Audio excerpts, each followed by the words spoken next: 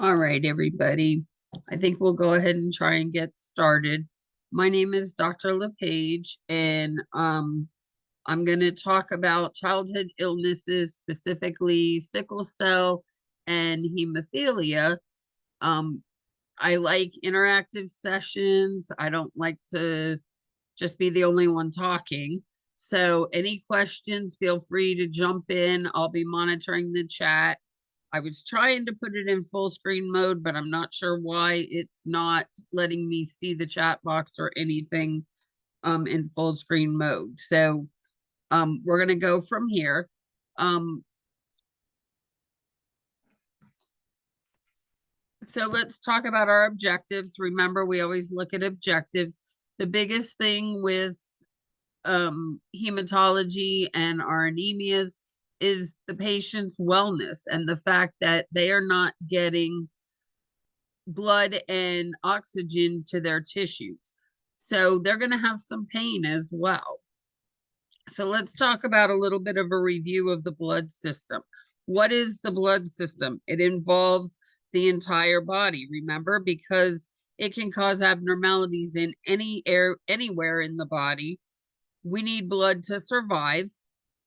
Our cells need that oxygen that's carried through the blood. So when we're talking about some of our disorders like sickle cell and hemophilia, we're getting a lack of oxygen in that as well. So think about those multi-system problems that occur. Hematology system consists of the bone marrow, and then that's the site where those blood cells are actually made. So if these patients have disease processes where they're not getting red blood cells made, then they're having issues, and it could be perfusion issues as well.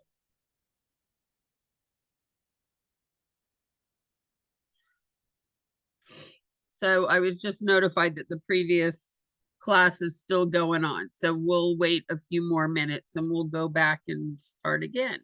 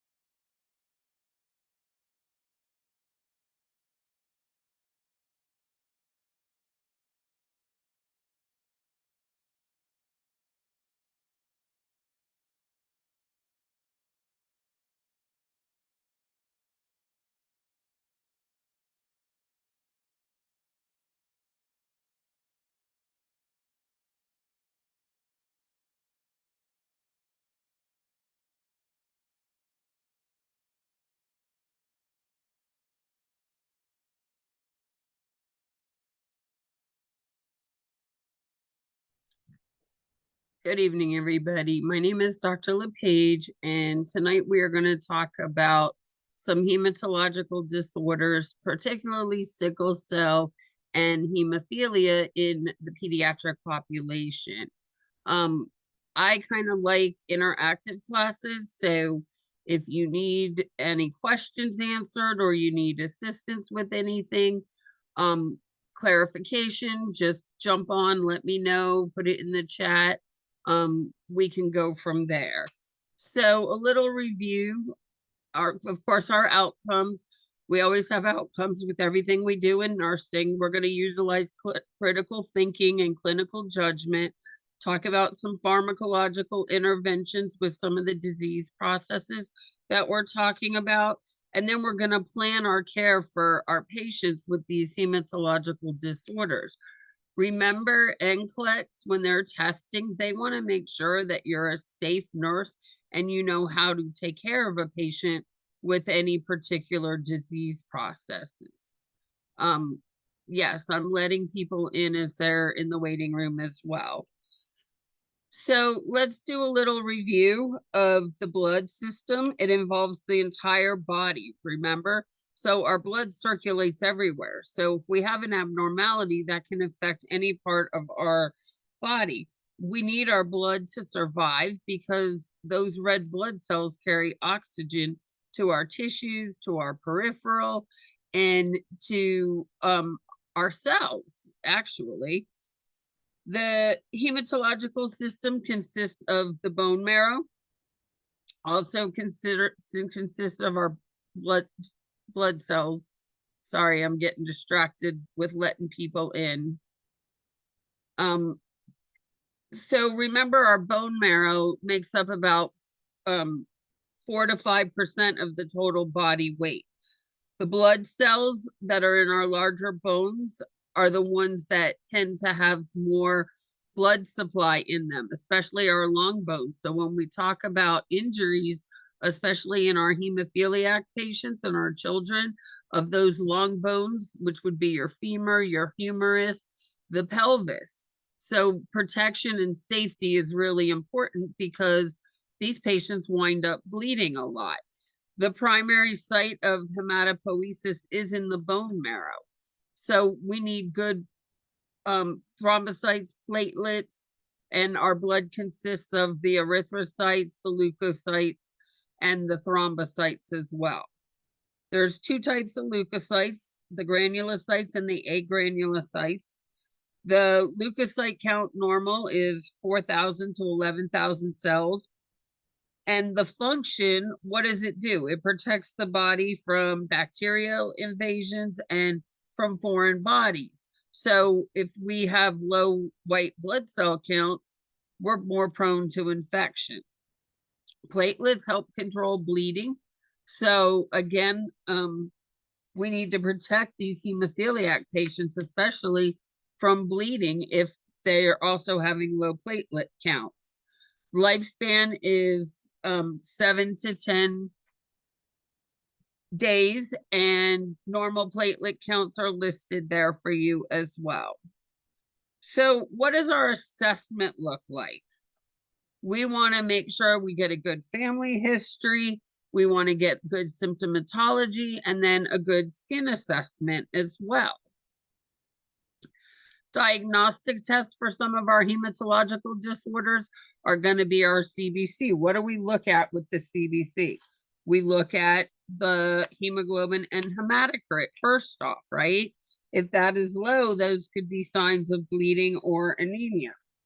We want to look at the PT, PTT, and INR. Those help us with our clotting factors and our bleeding times.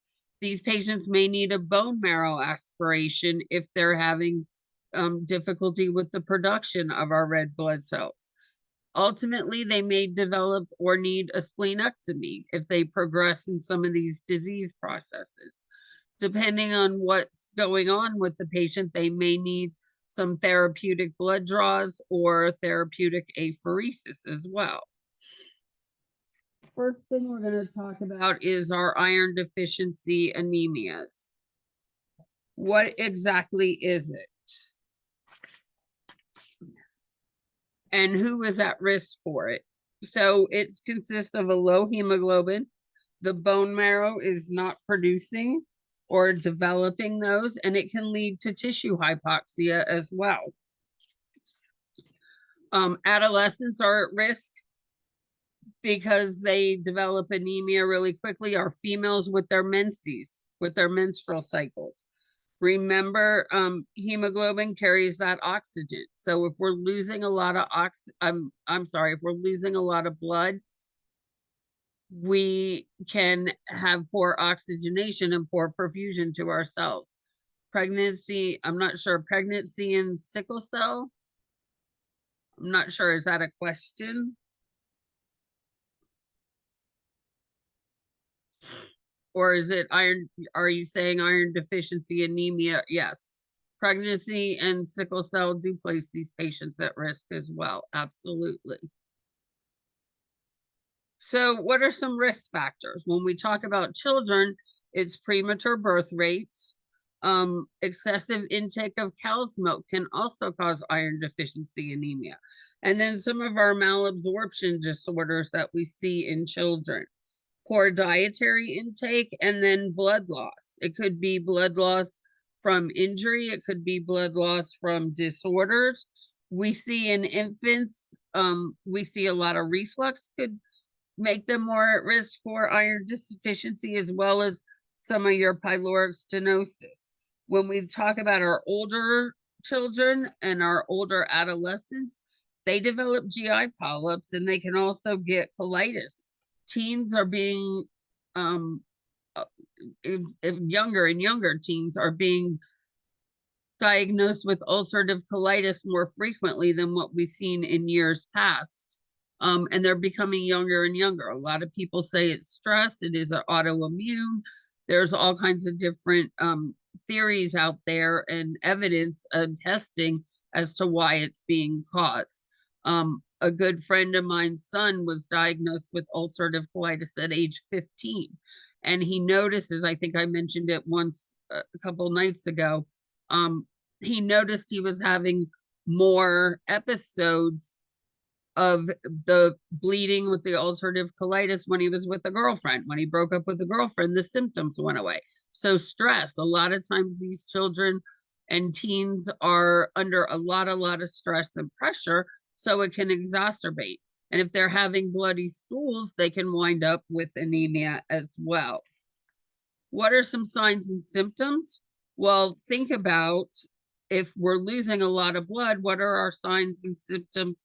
Or if we're really anemic, what's going to compensate? Our heart is going to compensate. So we're going to become tachycardic. These patients, because they're anemic, and remember the blood cells are not carrying that oxygen, they could have some shortness of breath. They could develop some chest pain, muscle weakness. Ultimately, they can develop some heart failure, which is really not good, especially in the younger children or our young adults and teens. They could develop some paresthesia, some malaise. We look at them, their skin could be pale or jaundiced. If they're really anemic, they can become delirious and have some mental status changes, which is really not good.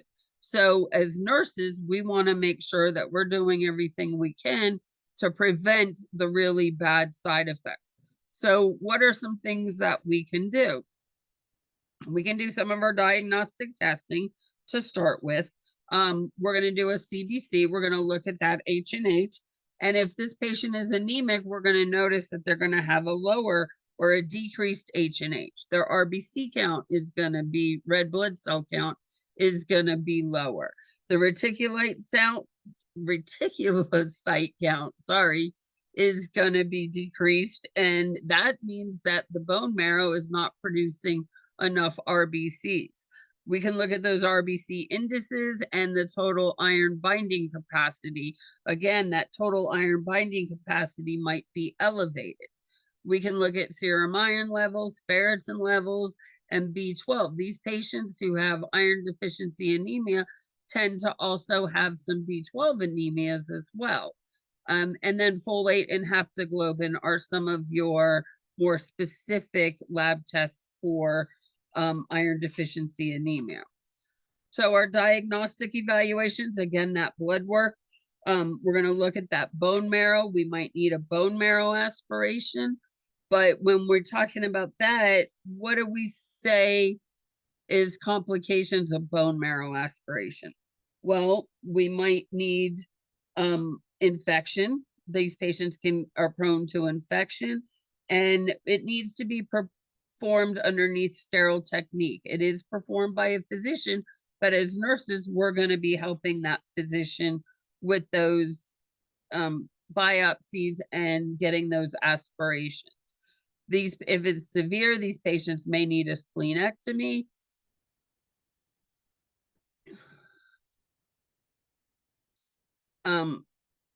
They may need a splenectomy, and then hematopoietic stem cell transplantation.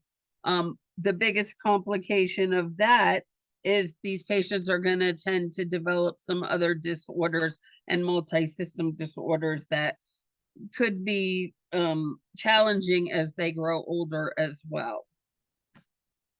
So our iron deficiency anemia, what is our treatment? Well, iron supplements.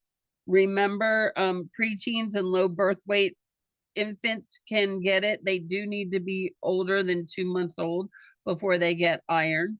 We can give them some iron fortified formulas, some iron fortified cereals as well, not the sugar puffs. I'm sorry, not the Lucky Charms and all those sugary cereals, but there are iron fortified cereals for some of these young kids to take.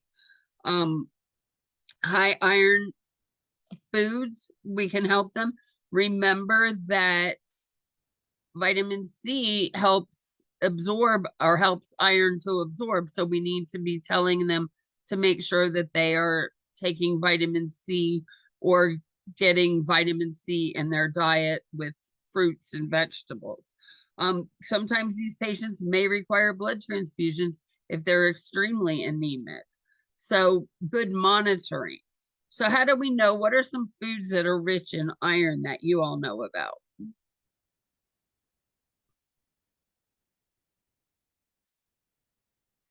Anybody know foods rich in iron? Spinach. Spinach does have iron.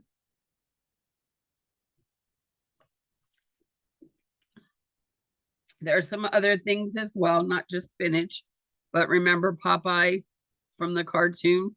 Liver, yes, liver, but I would not eat liver, sorry. Those of you that like liver, have at it, right? Some of the things, some of our foods that we can get that are rich in iron: shellfish, spinach, any of our organ meats. Somebody put kale, yes. Your legumes, red meat, tofu, yes. A lot of your green leafy vegetables, quinoa and pumpkin seeds, which was pretty interesting. And then dark chocolate, a nice good steak, right? Having that beef that they can eat as well. If we're giving patients iron supplements, what are some things that we need to educate them on for safe administration?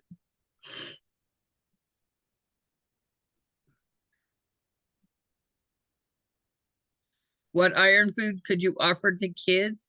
That's a good question, right? A lot of times they'll eat turkey, broccoli. I have two great nephews, they're 3 and 5, and my sister kind of watches them during the day while my niece and nephew work, and she's got them eating broccoli. A lot of your green leafy vegetables and a lot of your meat. So if we can get them real chicken versus, chicken nuggets at McDonald's, some of your meats contain it. Turkey, sliced turkey is a good thing.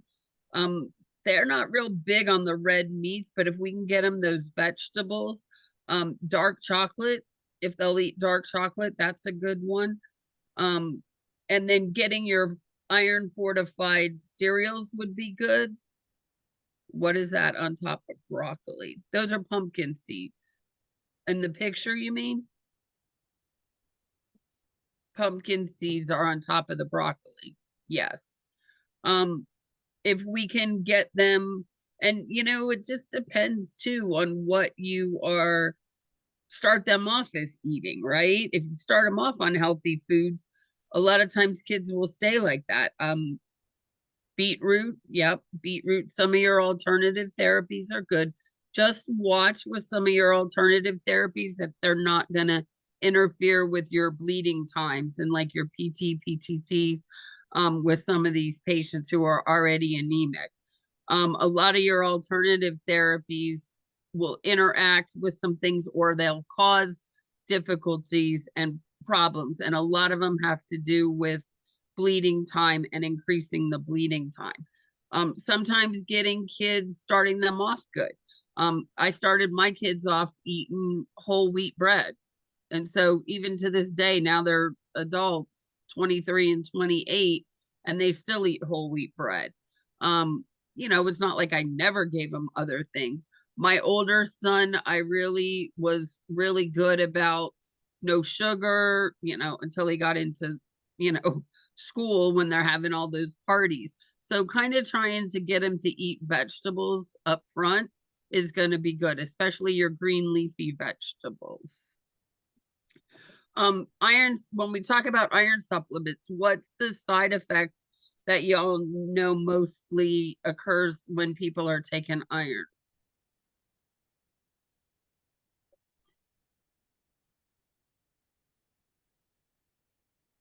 Does anybody know the biggest side effect of iron? Constipation. So what can we do as a nurse to combat that constipation? Because they need this iron, right? What are we going to do? What are we going to tell them? What are we going to educate them on? High fiber and increase their fluids. Absolutely. Yep. Increase their fluids and high fiber. So again, staying away from those sugary drinks and getting them fruits, fibers, fruits, cucumbers. My nephews will eat cucumbers like crazy too. So when we're talking about our iron supplements, what are some other things we want to educate patients about that you know of? We said the vitamin C helps with absorption, increase fluids and fiber. What do we want to educate them about their stools? What are their stools going to look like? They're going to be dark, tarry stools. Absolutely. So it doesn't necessarily mean that they're bleeding. And that comes from the pigment that's in the iron. Iron contains pigment. Most of your iron pills are a dark green color or a brown color or like a pale yellow when you're looking at your iron pills. And those are the pigments in the iron itself. So we also can give iron liquid, especially to our kids.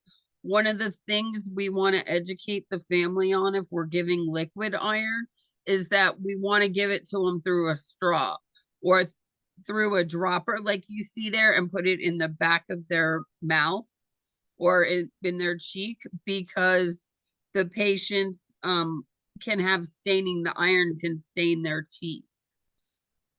Um, Also, we want to administer it 1 to 2 hours after they've had milk or tea or they've had to have antacids. Again, remember some of these kids that are anemic also develop reflux. So they may need to be on antacids and some of our proton pump inhibitors. So there is an interaction between the iron and your coffee or caffeine, tea, milk, and your antacids. Iron is better absorbed on an empty stomach, but not everybody can tolerate it because a lot of the side effects of the iron are GI upset. So if they can tolerate it, we'll give it to them on an empty stomach. If not, give them the iron and then feed them something light if you can. Again, the liquid, you're going to use a straw. And if we're giving iron IM, we're using a Z-Tract injection technique. It's kind of where you're pulling the muscle and it's going to Z-Tract when you put the needle in. So a lot of education with the families and the kids with the iron and the anemia. These patients, they're going to be fatigued as well because remember that oxygen and that blood is not circulating to the capacity that it should be. So they're going to have a lot of fatigue, especially for kids. We see that. So we definitely want to give them rest periods and make sure that they're staying hydrated. Does anybody have any questions about anemia right now?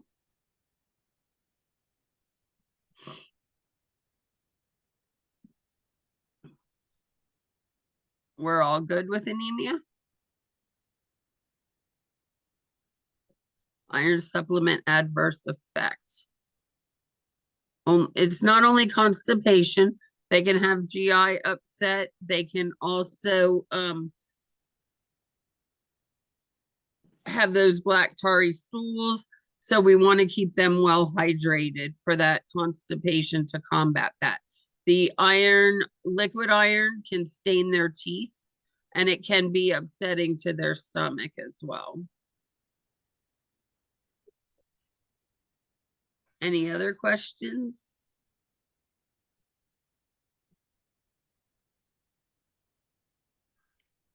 Okay. Are we ready to move on to sickle cell anemia? So sickle cell disease is considered a disease where abnormal hemoglobin S, and you can see that on the picture there.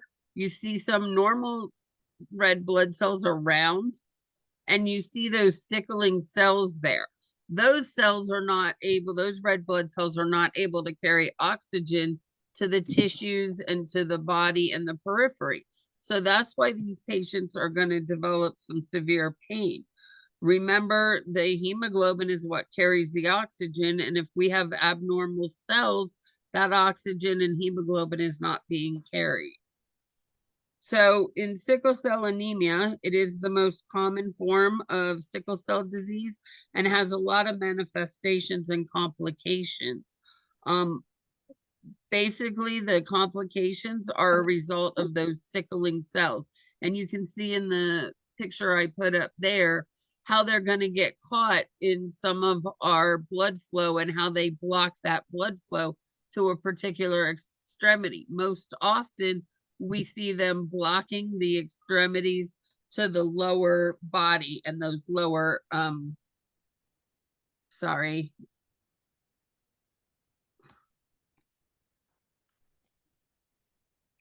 And to the lower extremities is where they tend to have most pain because those sickled cells get blocked and then they block the rest of the blood coming out. The biggest complication is tissue hypoxia. So they're not getting blood flow. These patients can develop, they notice it later in life. They might see it in infancy in the males when they are doing testing if there's other things going on with the patient. Remember, they may have a normal hemoglobin level. They may not have an abnormal hemoglobin level with the sickle cell patients. They may be normal or just low normal, but their reticulocyte count is going to be altered and not correct. Life expectancy for these patients is sometimes very young, unfortunately, but there's lots of treatments out there now that is helping them to live longer and more productive lives. Some of the organs that are involved in that sickle cell where they develop pain or they develop complication is their lungs from breathing, right? Their spleen, because remember, our spleen is very vascular as well. Central nervous system, the kidneys, those sickled cells can get caught in the blood flow near the kidneys and cause kidney damage, and liver and heart. And then, of course, the bones, because that's where a lot of their pain is at.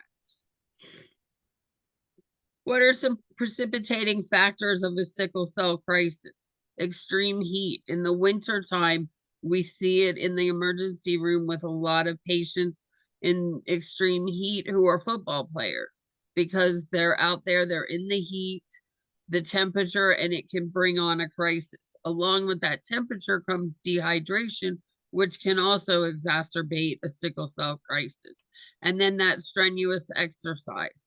If they tend to get dehydrated and have some fluid and electrolyte imbalances, we can see a crisis as well. And we also see it with infections.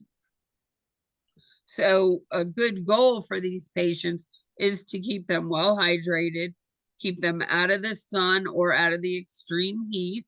So living in Georgia would not be a good thing in the summer for some of our sickle cell patients, and make sure they're getting good fluid and electrolytes and that they're staying healthy. Some complications of sickle cell disease: acute chest syndrome. If you have a patient that comes in with chest pain and a fever and is in a sickle cell crisis, those are the patients that you want to see right away. They are going to be your priority. And NCLEX likes to ask priority questions, especially when it comes to some of your disease processes.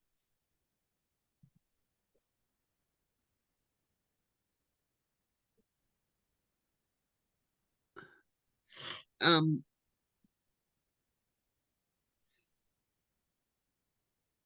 the acute chest syndrome is a high morbidity and mortality rate. Some of the signs and symptoms, I've admitted lots of people. Okay.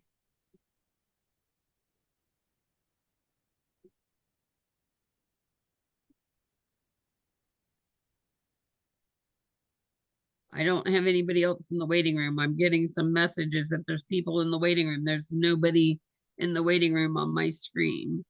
So I hope everybody's in.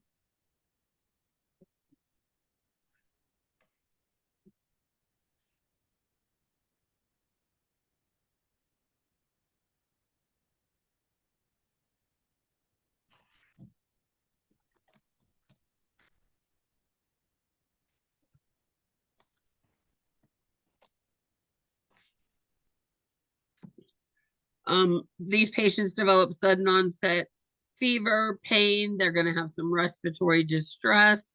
They can have wheezing. When we do a chest x-ray, we'll see some infiltrates, and it's intense chest pain, almost like they're having a heart attack pain. So we really need to get, of course, an EKG, and then we also need to make sure that we're getting them treated. Get them on oxygen as quickly as we can and treat that fever as well. Another complication would be pulmonary hypertension.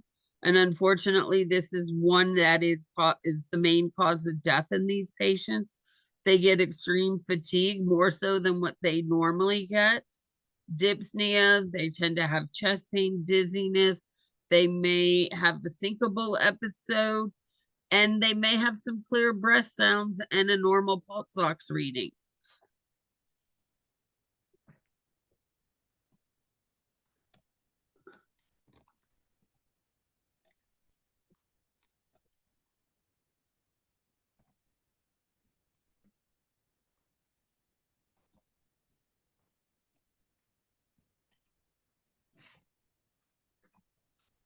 So some other complications would be stroke. Think about it. If these sickled cells are getting stuck in the blood flow, they could have clots. And those clots, there can form a lot of large clots there. The clots will then go towards the brain and cause a stroke. That affects about 10% of all the sickle cell patients, and it's very common, 10% under the age of 20. So the younger and younger that they are. They present with symptoms just like any other patient who's having a stroke is going to present. They do get some reproductive disorders. One of the biggest complications, and we would see a lot in the emergency room, is erectile dysfunctions, and these patients do complain of decreased libido and delayed puberty. Treatment for these patients is going to be symptomatology for the reproductive disorders, and for the stroke, we're going to treat them just like we do any other stroke patient. Some of the medications that we see for or use for patients, number one is going to be oxygen, because we want to get that oxygen to those cells. We do a lot of medication management.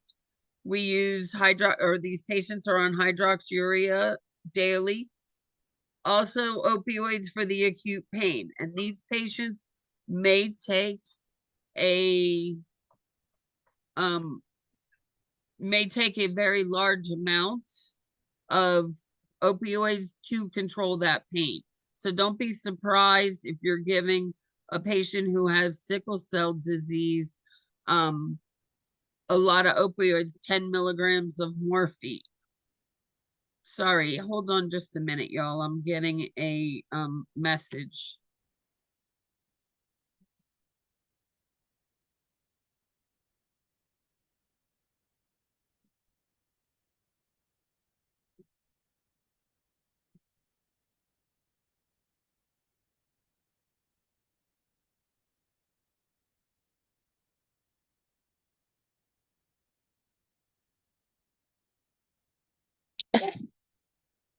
Okay, sorry. Sometimes these patients require splenectomy and then sometimes some gene therapies. If it's really severe and they can't keep it under control, they may need some bone marrow transplants as well. Hydroxyurea is one of the medications. I know here in Georgia, there are several different sickle cell clinics where these patients can go.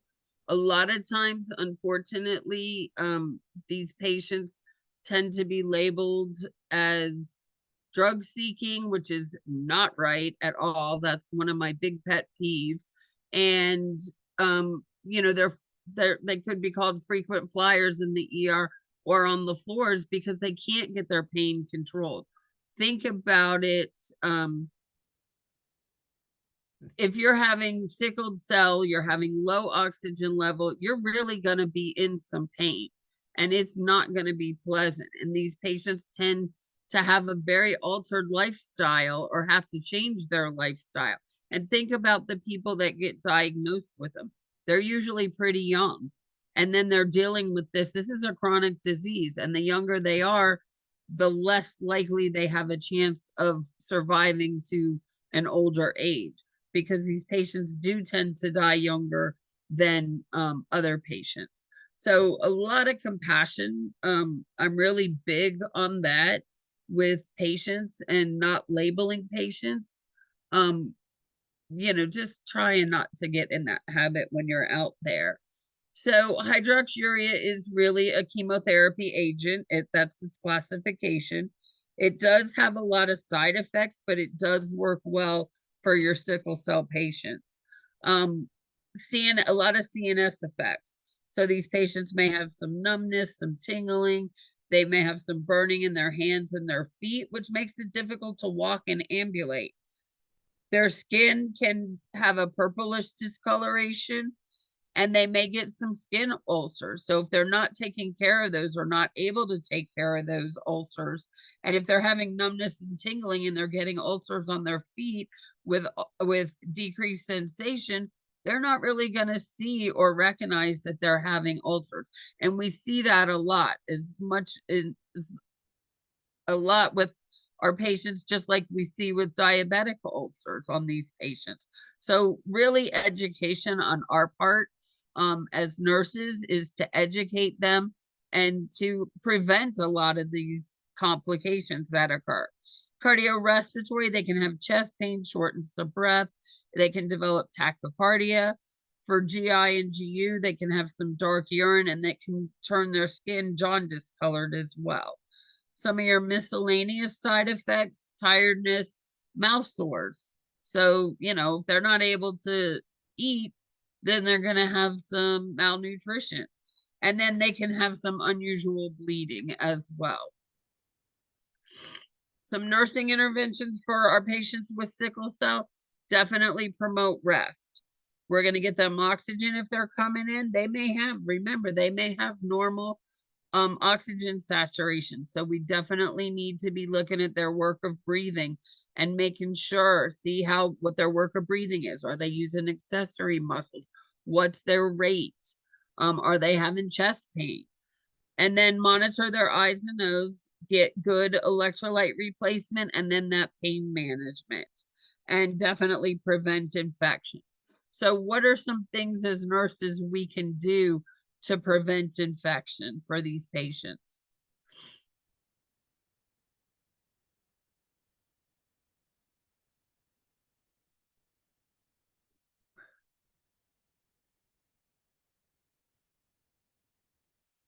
Hand washing, good, very good. Frequently hand washing, foaming in and out when we go out of the room, right? Soap and water is the best. What about, because they're kids, what's another thing we need to educate the family on or the young adult on for preventing infections? That health promotion aspect of it.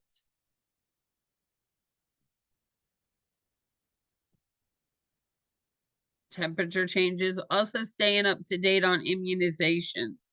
That's a good health promotion, keeping them up to date on immunizations. Um, Dressing, I'm not sure what you mean by dressing. Shots updated, absolutely. And then avoid crowds. You know, if they're going out, put a mask on if they need to. Avoid flowers and fresh fruits. We can do that. Um, Definitely avoid crowds. Wear a mask, right? Now, since COVID, it's not unusual to see people wearing masks. I still have coworkers that wear masks. Cold weather, make sure that, oh yes, cold weather, make sure they are dressed fully. Absolutely. Because those extreme temperatures as well. More so, we see exacerbations with heat, but the cold can also cause it as well. So let's talk about blood transfusions for a few minutes. Any questions on sickle cell anemia?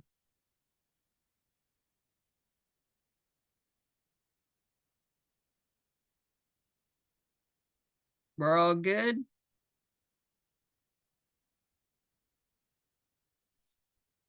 Treatment for sickle cell is meds, oxygen, prevention, managing their symptoms, and making sure that they don't get any keeping them free of infections, or that they don't develop any of those complications like the stroke, the acute chest syndrome. Just good monitoring and staying on top of it. There is no cure for it. So, unfortunately, this is a chronic disease that these patients do live with. Give O2 and morphine. That is the preferred treatment. Absolutely. Again, that oxygen, we need to be doing good assessments to kind of prevent them from getting worse. And they may be on high doses of opioids. I've given as much as 10 to 12 milligrams in one dose for a patient who has sickle cell because of their pain tolerance and the severe pain that they've had. Of course, I watched them like a hawk and put them on the cardiac monitor. And I went to the doctor and I'm like, this is a lot of morphine. I'm like, you need to be really close. So just know that you may be giving a lot more morphine and opioid pain medications in those acute exacerbations. But anything you need to question, make sure you're questioning the physician as well. And making sure that it's normal. Again, that's in an emergency room setting. You're not going to give that much on the floor. So let's talk about some blood transfusions, because these sickle cell patients, these anemic patients, may need blood transfusions as well, depending on how low their hemoglobin goes. So a guide we use is less than 8. We transfuse. Typically, that's it, and they're symptomatic. So, what are some reasons we need blood transfusions? Lots of times, mothers after childbirth, blood loss from a traumatic injury, lots of car accidents. We see that we're having to give a lot of blood. Blood loss during surgery, anemias, your sickle cells, your blood your blood cancers, your leukemias. If your patients have kidney disease, a lot of times we're getting blood through the dialysis machine as well. They're replacing. Liver disease, especially your patients who develop esophageal varices and bleed out. And then your hemophilia patients, and we'll talk about hemophilia next.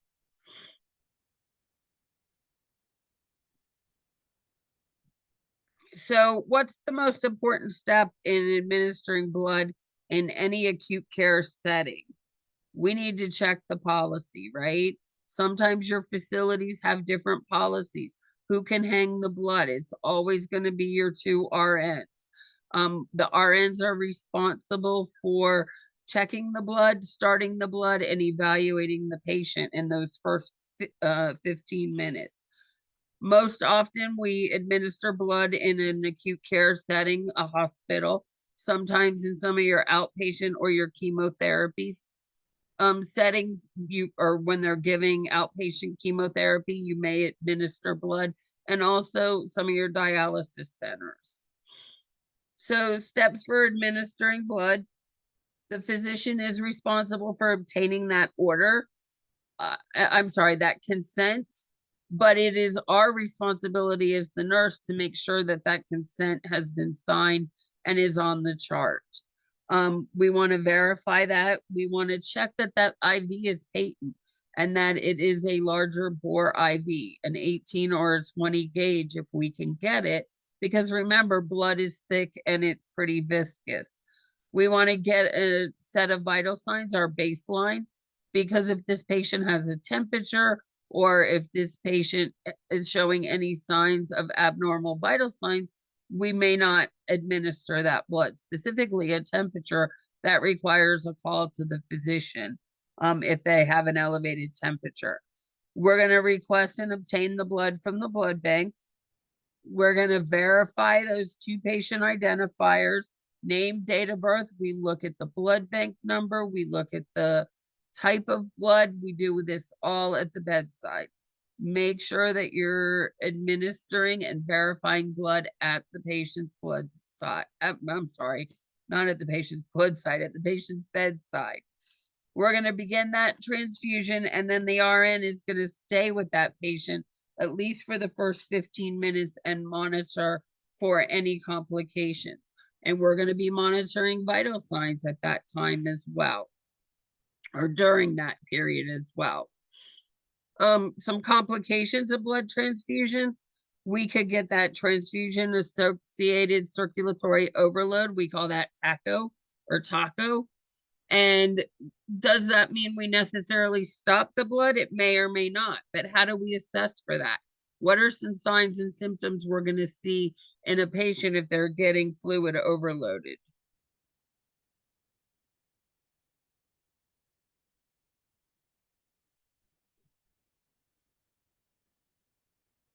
Respiratory distress, JVD. We may not see the JVD right away, but we will see that most often they develop respiratory distress. We may then, we will stop the blood, call the physician. We may continue. We may give them some furosemide to help with that. We're going to listen. Exactly. I was just going to say, we're going to listen and auscultate lung sounds, and we're probably going to hear some crackles. We may hear some wheezing. They're going to be in some obvious distress. Febrile non-hemolytic reactions and those acute hemolytic reactions, that's one of the most life-threatening. It occurs because that donor's blood is not compatible with the patient's blood. They may have a slight allergic reaction.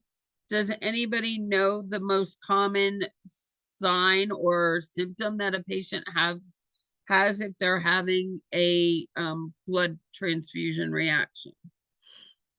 They typically they can develop respiratory distress, but we don't always see that. Rash and hives are on there, but that's not back pain. Yes, low back pain. Very good. These patients they'll tend to develop low back pain and a fever. I've given a lot of blood in the ER, and I have only seen it twice. And they had back pain, the one patient, and the other patient spiked a fever within 5 minutes and became very flushed. I have not seen respiratory distress, but that does not mean that it cannot happen. This is for febrile, yes. Febrile, the non-hemolytic. Flush can be Redman syndrome. Well, they're not going to get Redman syndrome. We typically see with vancomycin. With vancomycin administration, this patient got flushed because he got such a hot fever and his temperature spikes. He wound up having 103 fever, but it was an adult. But remember, our kids, their fevers can spike very quickly as well, and then they're more prone to febrile seizures on top of their already complications and all of that as well. So flush not necessarily. Right. Flush doesn't necessarily mean it's from the blood transfusion reaction. It's a symptom of a fever that patient got flushed. Redman syndrome is an actual occurrence that does occur with vancomycin, especially if it's being infused too quickly with the vancomycin. So any questions on blood transfusion so far, or sickle cell or iron deficiency anemia?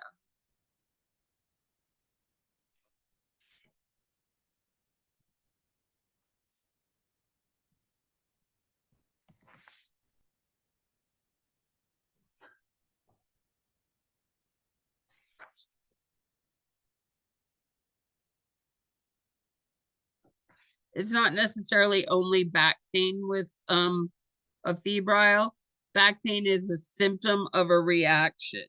Don't get real. Yes, you do stop the infusion. Since I came late, will I be able to go over the previous topics? It is being recorded. Non-hemolytic reaction example. Okay. Then we stop the infusion. Yes, you stop the infusion and you're going to hang a new bag of normal saline to flush.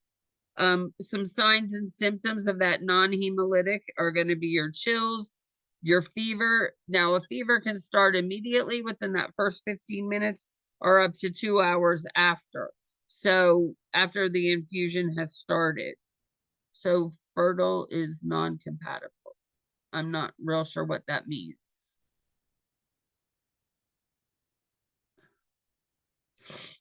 These patients complain of muscle stiffness and then they get some back pain as well. It's typically not life-threatening, but we're still going to stop the transfusion and contact the physician as well and let them know. Does that answer it? So cause. It's just a reaction. I'm not sure that there's a specific cause. Um,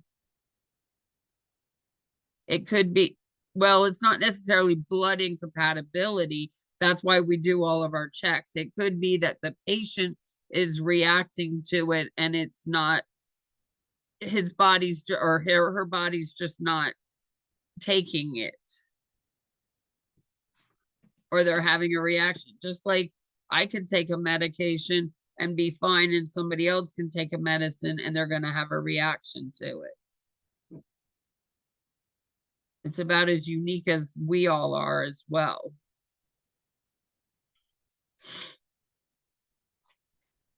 Any other questions?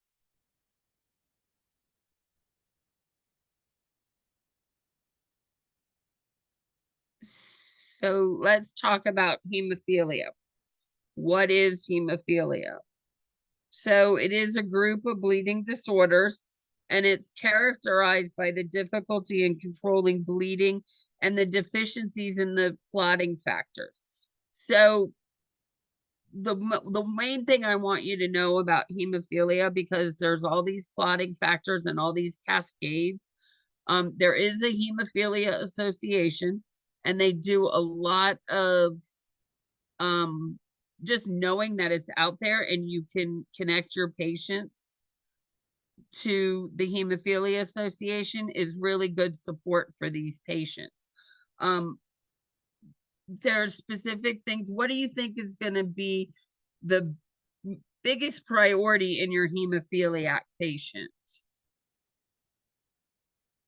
or your patient with hemophilia, what do you think is going to be our biggest safety priority? Bleeding. Absolutely. We want to keep that bleeding from occurring. So it's preventative, but that doesn't mean that it's not going to happen because they have a disease process as well. So their bleeding time is extended, and it's due to the lack of a specific factor that's that's required. They're not clotting. Their blood is not able to clot. It could be internal bleeding and it could be external bleeding. Obviously, we're going to see the external bleeding, but if it's internal, what are some signs and symptoms that we're going to see or that this patient is going to exhibit that we can tell that they might be bleeding?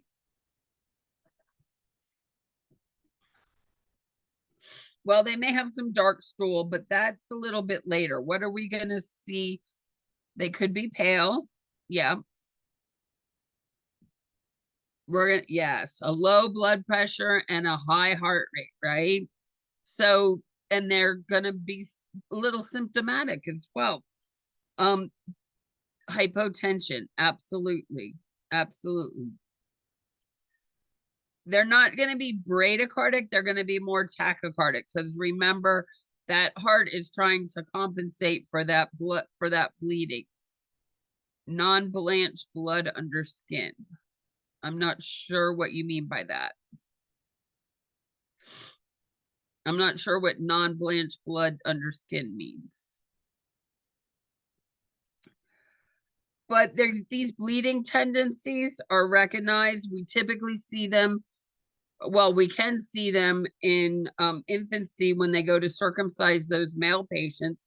Sometimes these patients don't get diagnosed with the bleeding problems until they have an injury, when they start to walk, or they're bruising very easily, especially those infants that are starting to walk. They'll tend to be diagnosed at those ages. It does vary in the severity based on the percentage of those clotting factors that they may be missing or that may be not working. And these children can be missing those clotting factors. Again, there's all of those cascades.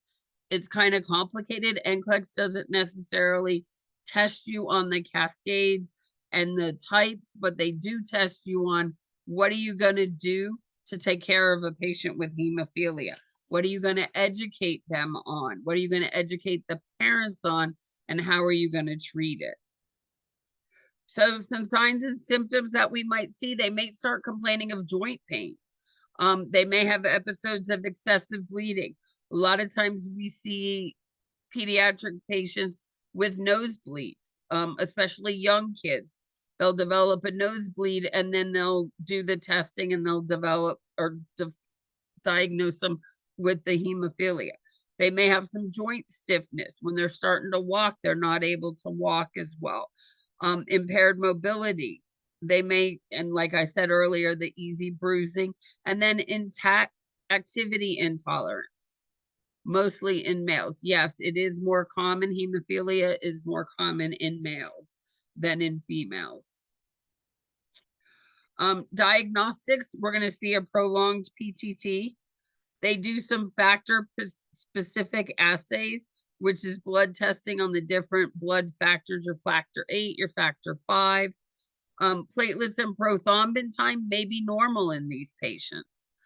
They do very specific clotting factors when they get down in that cascade on the different clotting factors to see what is actually missing, and then some DNA testing, which that can test for the trait, the hemophilia trait, especially in females.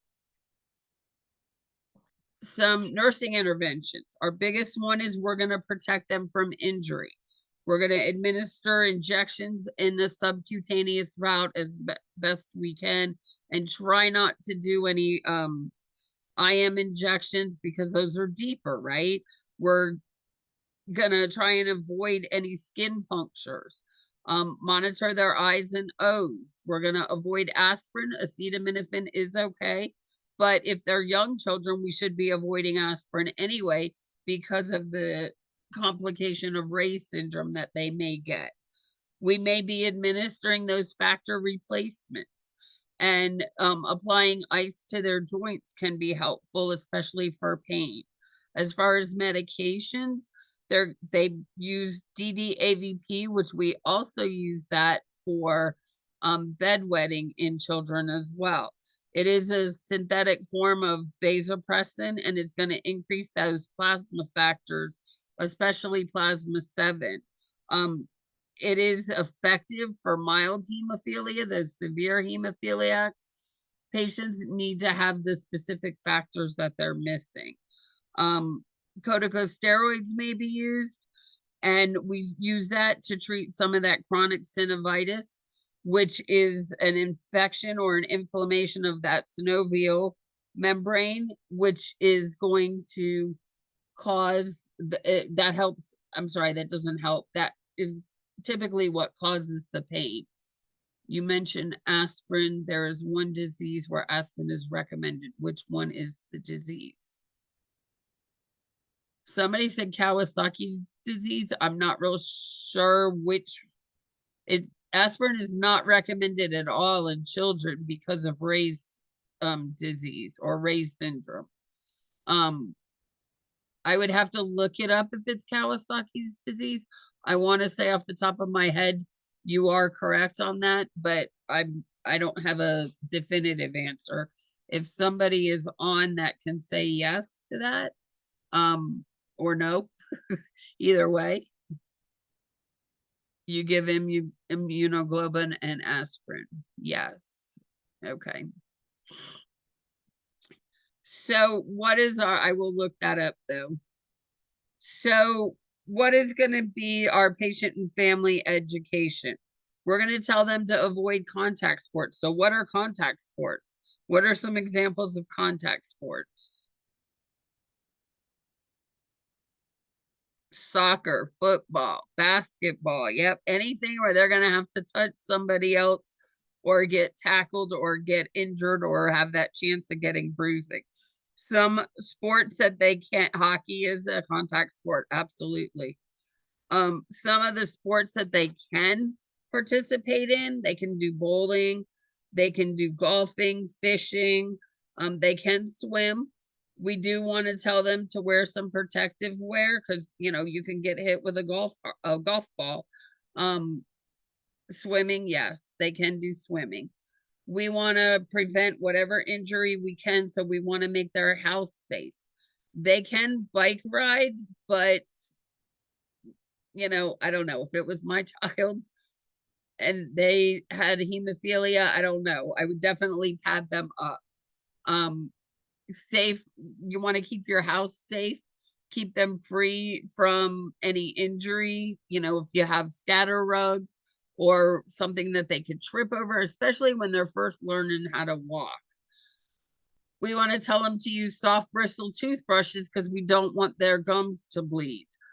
Keep up to date on their immunizations as well. And then definitely teach them to wear a medical alert bracelet, because if they are in a car accident and nobody can speak for them and they're bleeding profusely, they're going to need to get to a trauma center. Well, they're probably going to need a trauma center anyway, but they're going to need to be in a trauma center. As far as car safety, they definitely need to be in a seatbelt or in proper car seats, probably for a longer age than what they are. And then group support. There is a lot of group support available because their lifestyle has really changed or is going to change because of their disease process, and it is chronic. So there's going to be a lot of disease management and long-term management for these patients and the families. There is the Hemophilia Association here. It is in the United States, and they are everywhere. They do a lot of in-services for nurses. So if they ever come to a facility that you're at, I really encourage you. They are very smart. A lot of times they advocate for getting the patients to one of their centers. I live in a rural area, not so rural, but I live outside of the city of Atlanta in Georgia, but there's not one here where I would think, because Atlanta has everything. The closest one to Atlanta is in Jacksonville, Florida. So really advocating for your patients and getting them to the correct center is part of what we do as nurses as well, and keeping them safe. So what do you think if these patients bleed or have a tendency to bleed?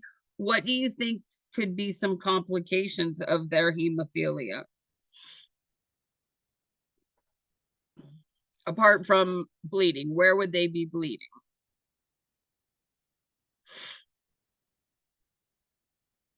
Well, if they fall and hit their head, they can have an intracranial bleed. Yep, they could bleed in their joints, their nose, absolutely.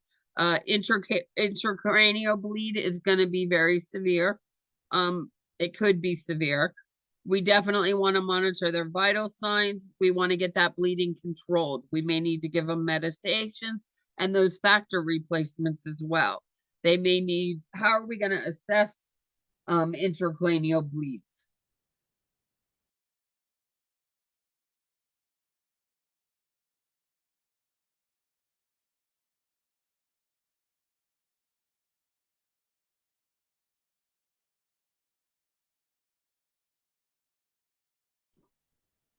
Very good. We're going to monitor their level of consciousness and do good neurochecks.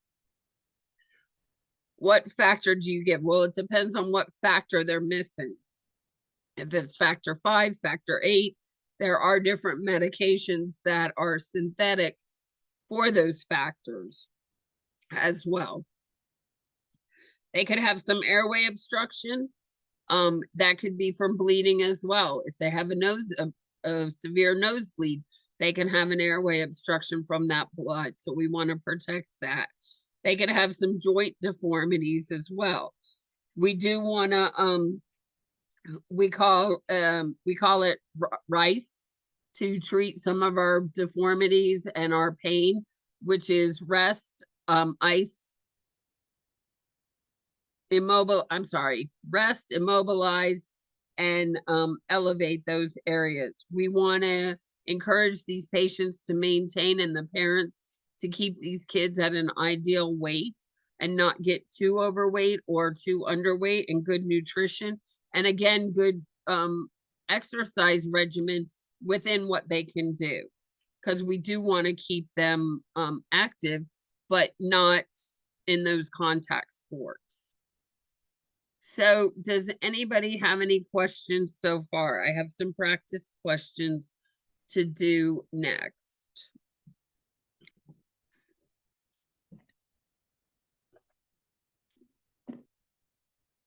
Yes, RICE is rest, immobilize. Sometimes we'll compress an area, not necessarily with your hemophiliac patients, and then elevate.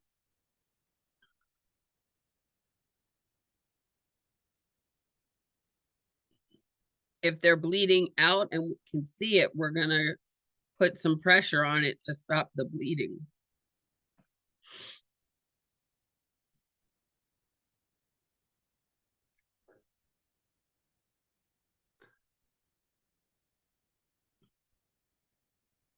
Any other questions? All right, let's try some practice questions. So a nurse in the pediatric unit is caring for a client admitted with a sickle cell crisis. So when I look at NCLEX questions, I kind of tell students, you're always going to have a nurse, you're always going to have a patient, and you're always going to have a disease process, a teaching, a medication, or something. So kind of look at, if you read that first sentence, think to yourself, what's the worst thing with a sickle cell patient? Well, when I think about it, it comes to mind breathing or difficulty breathing because they're not getting perfusion, and I think of pain.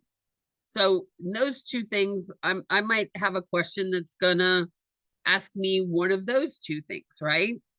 So this patient is reporting bilateral knee joint pains rated 7 out of 10 on the Wong-Baker Faces pain rating scale. Which of the following orders should the nurse implement first? So again, first is a priority question. So remember, with our priority questions, all four of our answer choices could be correct. But what is the one thing we're going to do that's going to help this patient right now? So I see 2 people answered. I got 1 and I got 2.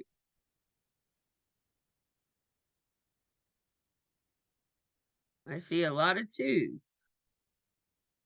Why do y'all think 2? What is our main problem here? I see 3. Okay, pain, bilateral pain. I see a lot of people focusing on the pain. So we do focus on the pain, but that's important.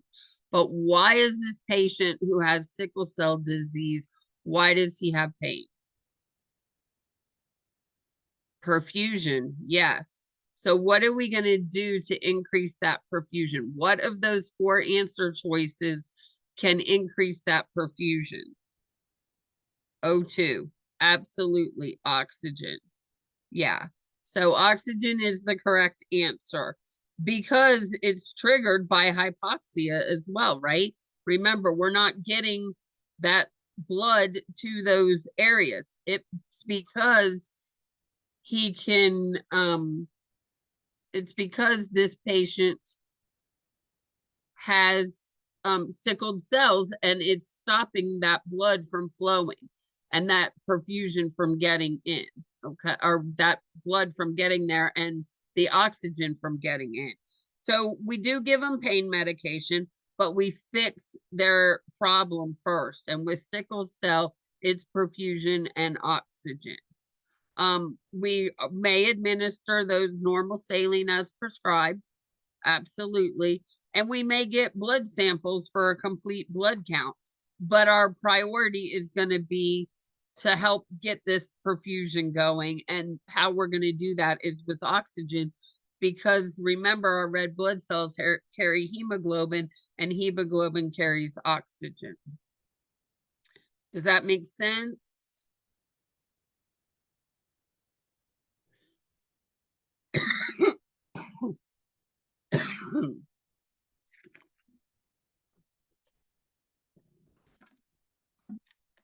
So a nurse is caring for a teenager with sickle cell disease, reporting chest pain. What did we say about chest pain? That was not good, right? Which of the following is a priority nursing diagnosis? Again, we're talking about priority here. So all 4 of those are correct or could be correct, but which one is the best?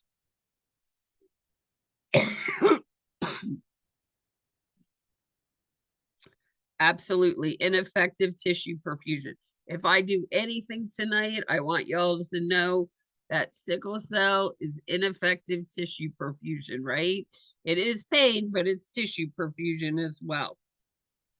So if we had to rank those in order of priority, because NCLEX may ask you that as well, what would be your what would be your ranking for these? We said ineffective tissue perfusion would be first. Which one would be next?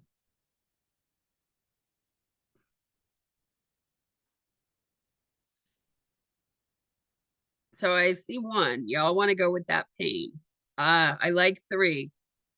Yeah, 3 would be next because if we have fluid volume deficit, that's going to hinder our perfusion as well. So we want to fix that.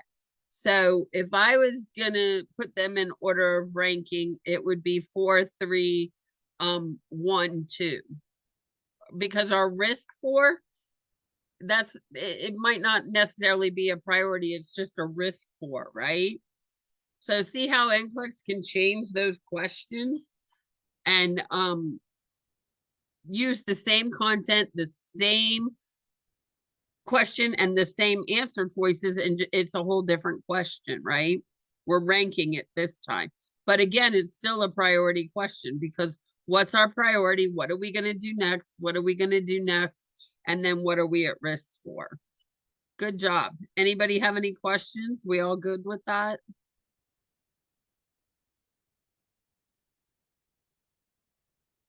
Someone is, oh.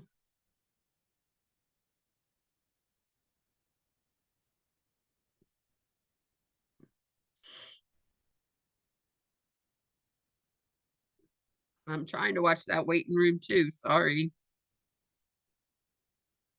So this next question, a nurse is caring for a child with a vaso-occlusive crisis. What is considered a vaso-occlusive crisis? What's the disease for that?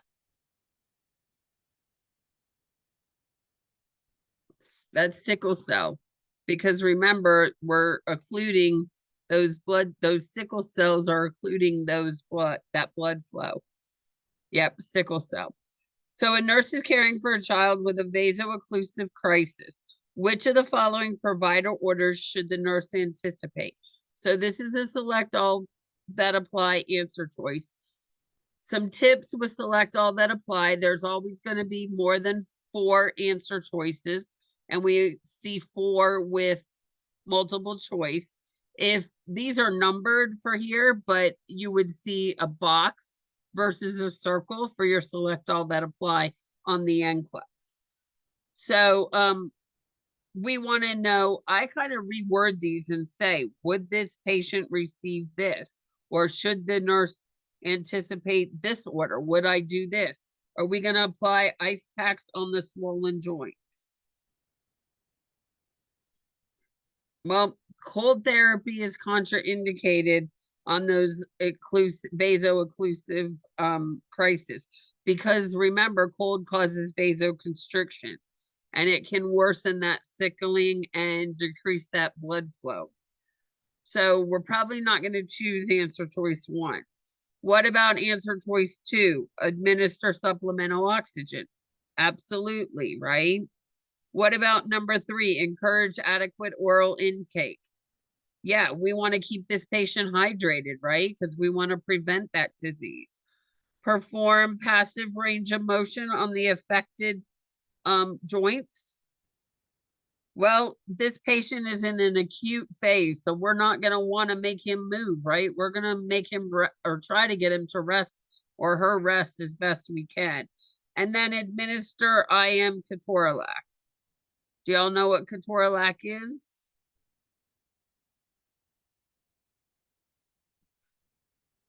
It's the other name is Toradol, and it is an NSAID. Absolutely. It is a pain med, and it's a non-steroidal.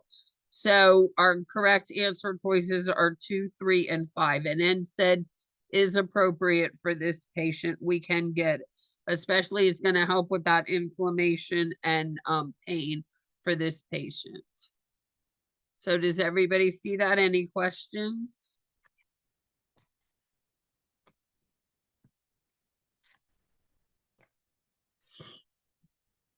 All right.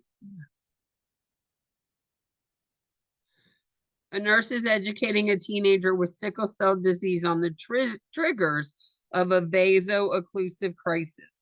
Which of the following client statements, the answers to the one above it? It was 2, 3, and 5. A nurse is educating a teenager with sickle cell disease on the triggers of a vaso-occlusive crisis. Which of the following client statements indicate the need for further teaching? This is another select all that apply. Will NCLEX throw those meds at us? We have to know brand and generic names. So I hear from my students who have taken NCLEX recently that they are still putting brand and generic names on there. They are trying to go to generic names only. So yes, knowing them is going to be important.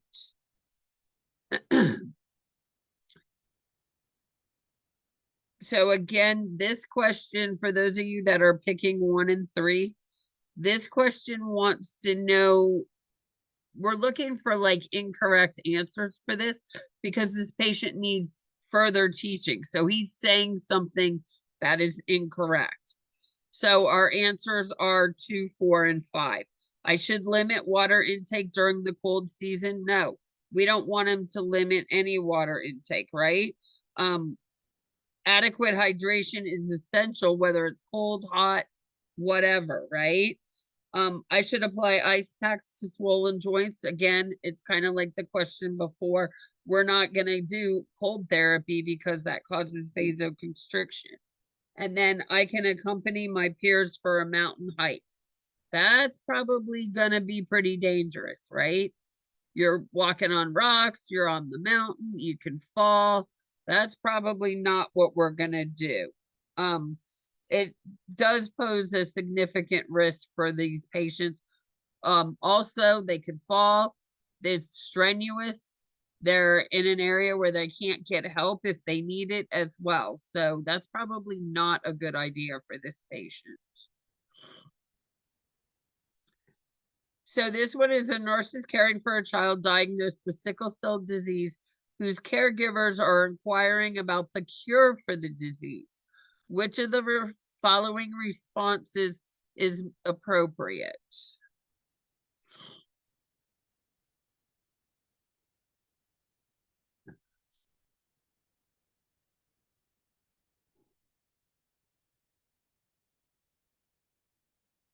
So the key, yes, it is answer choice 4. The key word here is cure, right? What's the best cure for sickle cell? Again, bone marrow transplant, right? They're gonna have to transplant that bone marrow. Does it always work?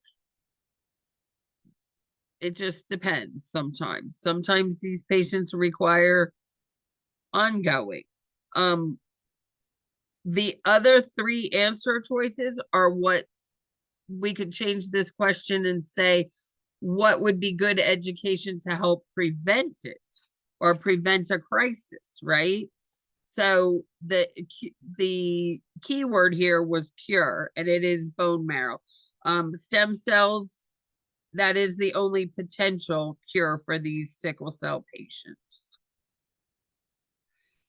A nurse is educating a teenager with hemophilia A on safe sports activities.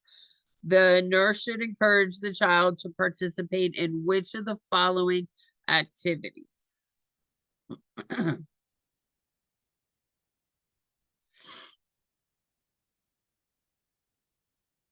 Yes, it is swimming.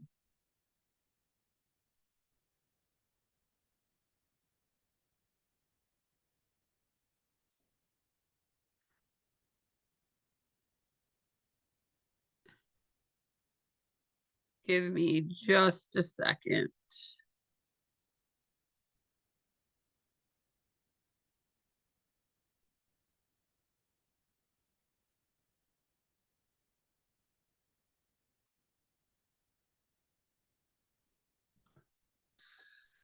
Okay.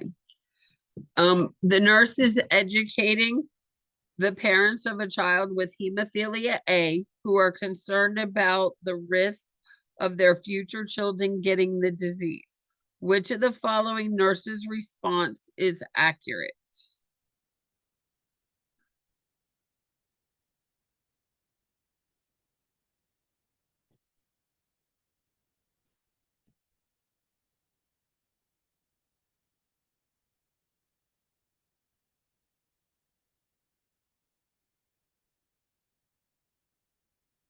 Yes, it is genetically carried from the mother to the males, and there is a 50% chance that they will get the disease if the mother is a carrier of it. So yes, absolutely. It is an X-linked recessive pattern. So a nurse is providing discharge education to a 12-year-old client with hemophilia A. Which of the following client statements indicates effective teaching? Again, this is a select all that apply. So we're going to have more than one correct answer choice. And we also see that because we have 5 possible answer choices. So there's more than 4. So should we tell this parents to have the patient wear a medical alert bracelet at all times? Absolutely. Yep, that's essential. Something happens if they're outside. Um, What about I should avoid participating in sports such as skating and bicycling?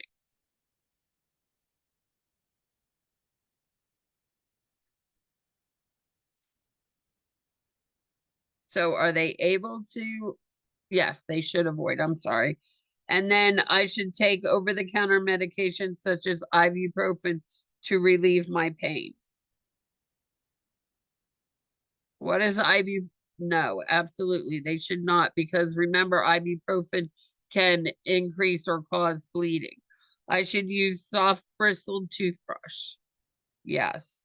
What about black stools is an expected finding in my condition? Absolutely not. That is one that we need to educate them that if they have black stools, they need to contact the physician and call the physician. A nurse is caring for a 6-year-old client with hemophilia presenting with hemathurosis. Which of the following interventions should the nurse include in the plan of care?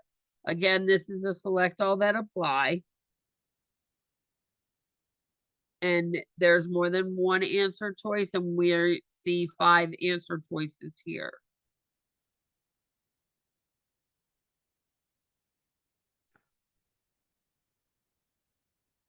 So are we going to apply warm compresses to the affected joints?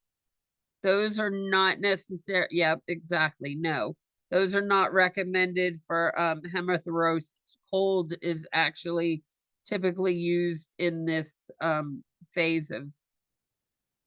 I'm sorry, I'm reading the chat. Do we want to elevate the affected limb? Absolutely. Elevation helps reduce that swelling. Do we want to perform passive range of motion? No, because we don't want to make it worse. We want to help this patient rest, right? And then apply pressure for approximately 15 minutes for superficial bleeds. Yeah, we're going to apply that direct pressure. Request a prescription for IM diclofenac. Well, we're not going to do IM medications on this patient, right? It's going to be something sub Q if we can get that medication, or it may have to be PO if it's not available subcutaneous, right?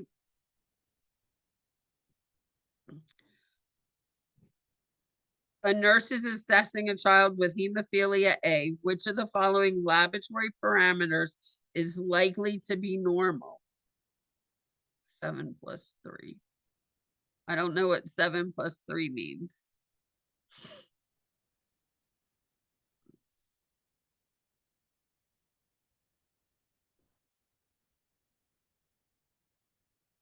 I'm sorry, it's abnormal. I said normal. It's late. I'm so sorry. It's which one's going to be abnormal.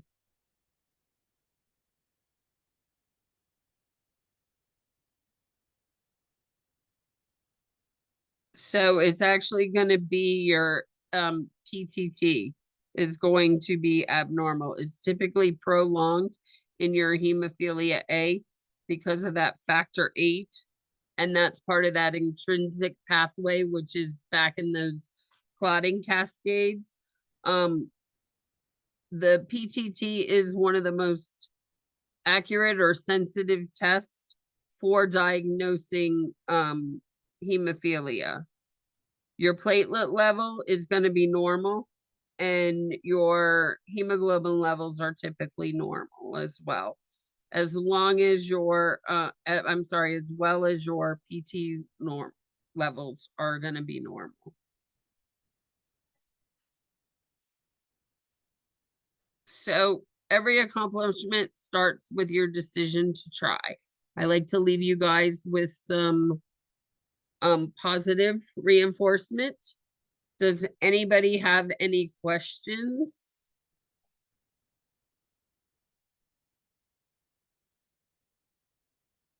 Or cheer you on at least? Try to.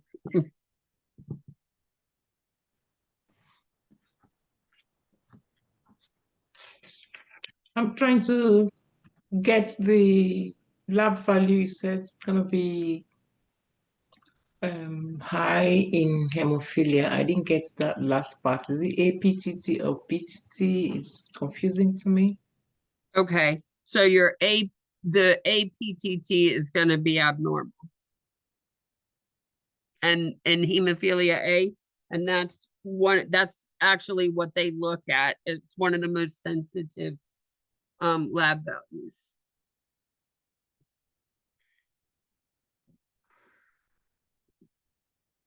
And then the other ones will be okay. Like, Yes, ma'am. Your hemoglobin's going to be okay.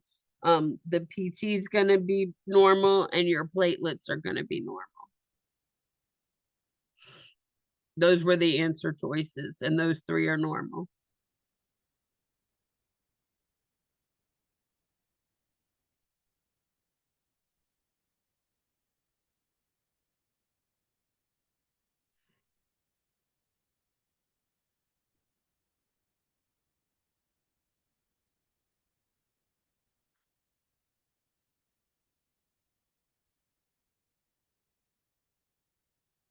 Does nobody else has any other questions?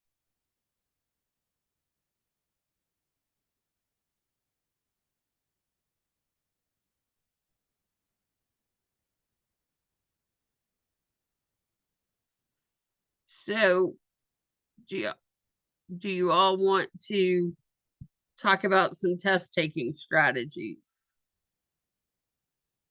So let's go back.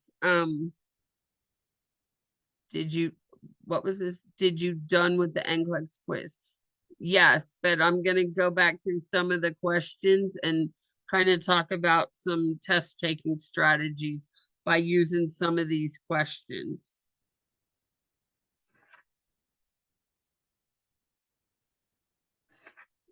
So let's talk about this question. We're going to repeat them. Sorry, these are the ones I have right now. This question is: a nurse in the pediatric unit is caring for a client with sickle cell crisis. So kind of when I went through this one, remember all of your NCLEX questions are going to have a nurse, a patient, and then a problem. It's either going to be a disease, it's going to be a medication, and then they're going to want to know, what is the nurse going to do? What part of the nursing process are you going to perform related to that problem or disease? So remember, the nursing problem is assessment. We can either assess, or we're going to recognize cues. We can either diagnose or hypothesize those cues. We can implement or take action on those cues. So whatever we're assessing is what we're taking action on, right? Or we can evaluate those cues or the intervention or whatever it is we did. So remember, when we're talking about doing an intervention, we always do an evaluation, right? And that evaluation is going to guide our care or help us decide what we're going to do next. So let's say we're talking about pain medication.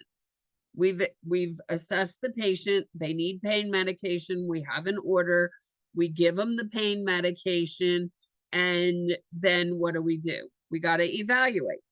So if they have no more pain, that guides our care. That tells us we're not going to do anything else. We're going to make them comfortable.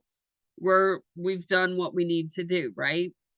If they have pain continued and that didn't help, we're going to have to do something else. We're either going to have to, there's a couple things we can do. We can do some non-pharmacological. We can assess what it was we gave them. NCLEX likes to give you questions where you do an intervention, but then the patient doesn't get better.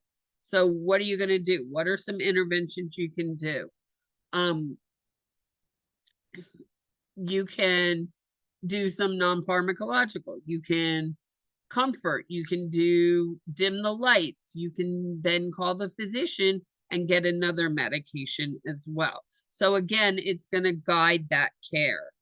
So kind of understanding what they're going to ask in that respect They like priority questions and they like multiple choice questions. I'm sorry, select all that apply questions. Could you please discuss